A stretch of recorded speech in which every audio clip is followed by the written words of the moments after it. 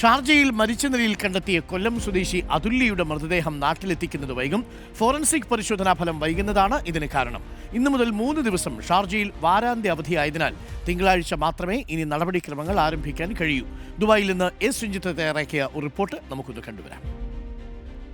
ഷാർജയിൽ മരിച്ച നിലയിൽ കാണപ്പെട്ട കൊല്ലം സ്വദേശി അതുല്യയുടെ മൃതദേഹം നാട്ടിലെത്തിക്കുന്നത് ഇനിയും വൈകും എന്ന വിവരമാണ് പുറത്തു വരുന്നത്. ഫോറൻസിക് റിപ്പോർട്ട് ഇന്നലെ ലഭിക്കുമെന്നാണ് ബന്ധുക്കൾ പ്രതീക്ഷിച്ചിരുന്നത്. എന്നാൽ അത്തരത്തിലുള്ള റിപ്പോർട്ടുകൾ ഇന്നലെ ബന്ധുക്കൾക്ക് ലഭിച്ചിട്ടില്ല. അതുകൊണ്ട് തന്നെ ഇതുമായി ബന്ധപ്പെട്ട നടപടിക്രമങ്ങളും പൂർത്തിയാക്കാൻ കഴിഞ്ഞിട്ടില്ല. ഷാർജയെ സംബന്ധിച്ച് ഇന്ന് മുതൽ 3 ദിവസം വാരാന്ത്യ അവധിയാണ്. അതുകൊണ്ട് തന്നെ ഈ 3 ദിവസങ്ങളിൽ ഇതുമായി ബന്ധപ്പെട്ട നടപടിക്രമങ്ങളൊന്നും പൂർത്തിയാക്കാൻ കഴിയില്ല. ഈ വാരാന്ത്യ അവധിക്ക് ശേഷം തിങ്കളാഴ്ച ഓഫീസുകൾ തുറക്കുമ്പോൾ മാത്രമേ ഇതുമായി ബന്ധപ്പെട്ട തുടർ നടപടികൾ ആരംഭിക്കാൻ കഴിയുകയുള്ളൂ. ഒപ്പം തന്നെ ഭർത്താവ് സതീഷിനെതിരെ കൊലപാതക കുറ്റം ആരോപിച്ച് അതുല്യയുടെ സഹോദരിയുടെ ഭർത്താവും പരാതി നൽകിയിട്ടുണ്ട്. ഈ ഷാർജ പോലീസ് ഈ ബന്ധുക്കളെ അറിയിച്ചിരിക്കുന്നത് ഫോറൻസിക് റിപ്പോർട്ടിൻ്റെ അടിസ്ഥാനത്തിൽ ഇതുമായി ബന്ധപ്പെട്ട തുടർ നടപടികൾ സ്വീകരിക്കാമെന്നാണ്.